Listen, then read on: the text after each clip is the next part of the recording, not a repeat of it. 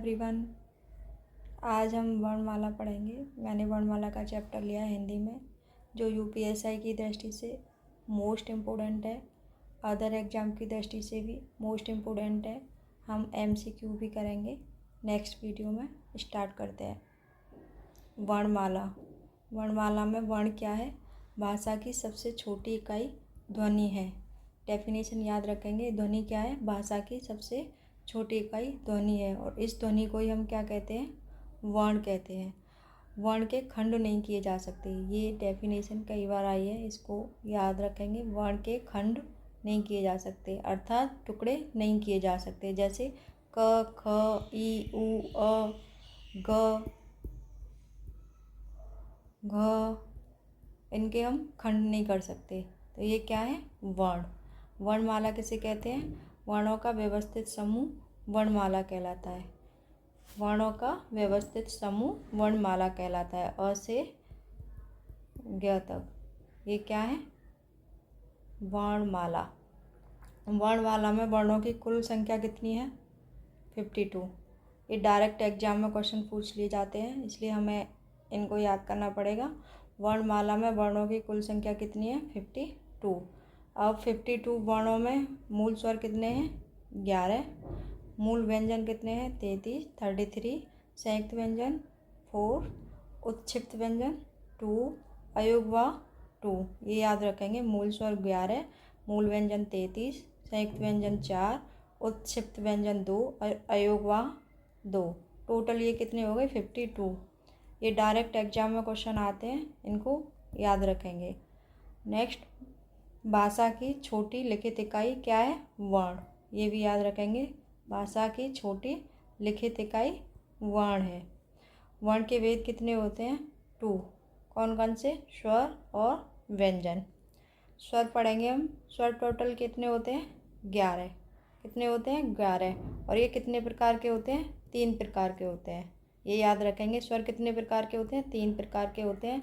ह्रस्व स्वर, दीर्घ स्वर, संयुक्त स्वर। ह्रस्व स्वर कितने होते हैं? 4, दीर्घ स्वर 3 और संयुक्त स्वर 4। ये याद रखेंगे। ये भी आता है डायरेक्ट। ह्रस्व स्वर कितने होते हैं? 4, दीर्घ स्वर 3 और संयुक्त स्वर 4। ह्रस्व स्वर देखेंगे। ह्रस्व स्वर को हम मूल स्वर भी कहते हैं। ह्रस्व स्वर को क्या कहते हैं? मूल स्वर भी कहते हैं। ये कितने होते हैं? 4 अभी देखा था। अ, ई, उ, ऋषि। अ, ई, उ, री। ठीक है, ये याद रखेंगे। दीर्घ स्वर कितने होते हैं? ये 3 होते हैं। और इसकी डेफिनेशन क्या है? 2 समान मूल स्वरों के योग से बनते हैं। किससे बनते हैं? इन मूल स्वरों के योग से बनते हैं। सेम होने चाहिए। कैसे होने चाहिए? सेम होने चाहिए। जैसे पहले हम दीर्घ स्वर याद करेंगे। आ, ई, उ। बड़ा बड़ा आ, बड़ी ई, बड़ा उ। ये किस में आते हैं? दीर्घ स्वर में। ये कैसे बनते हैं? अ प्लस आ बनेगा।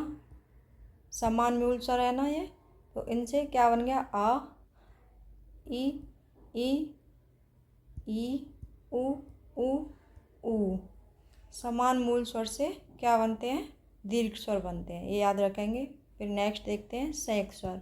संयुक्त स्वर कितने होते हैं? 4। कितने होते हैं? 4। कौन कौन से? ए, आई, ओ, औ। कौन कौन से? ए, आई, ओ, औ। संयुक्त स्वर की डेफिनेशन क्या है? 2 असमान मूल स्वरों के योग से बने स्वर। मतलब इसमें मूल स्वरों का तो यूज होगा, लेकिन असमान होंगे। जैसे ए बना है किससे? अ और ई से। किससे बना है? अ और ई से। ये असमान मूल स्वर हैं, सेम नहीं है। सेम होंगे तो क्या बनेगा? दीर्घ स्वर बनेंगे। आई बना है अ और ए से। ओ बना है अ और ऊ से। और औ बना है अ और ओ से। ये याद रखेंगे। ये संधि में काम आते हैं, संयुक्त स्वर भी और ये दीर्घ स्वर भी। ये याद रखेंगे। अब देखेंगे प्लुत स्वर। ये कम आता है, ये हिंदी में है ही नहीं। प्लुत स्वर, इसमें दीर्घ स्वर से अधिक समय लगता है। जैसे ओम, या इस किसी को हम पुकार रहे हो तब भी यूज होता है ये प्लुत स्वर। इसका हिंदी में प्रयोग नहीं होता। मोस्ट यही है। अब देखेंगे स्वरों का उच्चारण। क्या देखेंगे? स्वरों का उच्चारण। अ और आ, इनको क्या कहते हैं? कंठ। ये किससे बोले जाते हैं? कंठ से, गले से। अ, आ। और ये तालव्य, तालव्य मतलब तालु का प्रयोग करके, जीव का प्रयोग करके। कौन कौन से हैं? ई और ई। हम बोल के देखेंगे तो ये तालव्य कहलाते हैं। ऋषि मूर्धन्य, ऋषि क्या होता है? मूर्धन्य। मूर्धन्य का मतलब क्या है? मुंह के भीतर का जो ऊपर का हिस्सा है उसको टच करने से यह मूर्धन्य कहलाता है, इसलिए बोला जाता है। और ऊ ये क्या है? ओठ का प्रयोग होता है। ओष्ठ क्या है? ओष्ठ कहलाते हैं। और ए और आई कंठ तालव्य, इसमें कंठ का और तालव्य का प्रयोग होता है। कंठ और तालव्य का प्रयोग होता है। और ओ और औ में कंठ और ओष्ठ का, मतलब गले का और होठों का प्रयोग होता है। ओ औ, तो इसको हम कहेंगे कंठोष्ठ। अब हम याद रखेंगे कि जो होठों का प्रयोग हुआ है वो किस किस में हुआ है? ऊ और ओ औ, ओष्ठ और कंठोष्ठ में। इनको हम क्या कहते हैं? व्रतमुखी। क्या कहते हैं? व्रतमुखी भी कहते हैं। क्या कहते हैं? व्रतमुखी भी कहते हैं।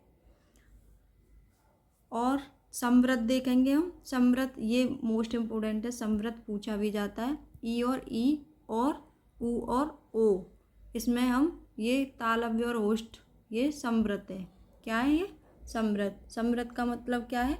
कि इसमें मुख द्वार जो है लगभग बंद सा ही रहता है।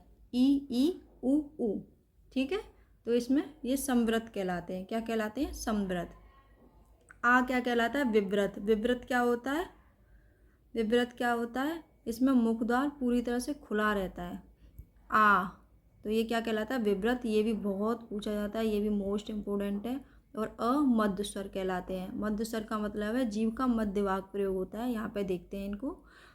देखो, अर्ध संवृत में आते हैं ए और औ। अर्ध संवृत का मतलब है आधा द्वार मुख का बंद रहे, तो उसमें क्या आते हैं? ए और औ। और अर्ध विव्रत में आते हैं अ ऐ औ, ये अर्ध विव्रत में आते हैं। मोस्ट इम्पोर्टेंट संवृत ही है, इसको याद रखेंगे। ओके। अब अग्रस्वर, मध्य स्वर और पश्च स्वर, ये जीव के आधार पर प्रयोग होता है। अग्रस्वर, मध्य स्वर, पश्च स्वर। इसमें अग्रस्वर में ई ए ऐ ये आते हैं, ये याद रखेंगे। मध्य स्वर में अ आता है और पश्च स्वर में आ ऊ ओ औ। अग्रस्वर का मतलब ये है कि जीव का आगे का भाग काम करेगा इसमें, और मध्य स्वर में जीव का मध्य का भाग और पश्च स्वर में जीव का पीछे का भाग काम करेगा, तो उसको आ ई ऊ ओ औ। अब हम रिवीजन करते हैं हमने क्या पढ़ा। ओके, देखते हैं। स्वर में हमने ह्रस्व स्वर, दीर्घ स्वर और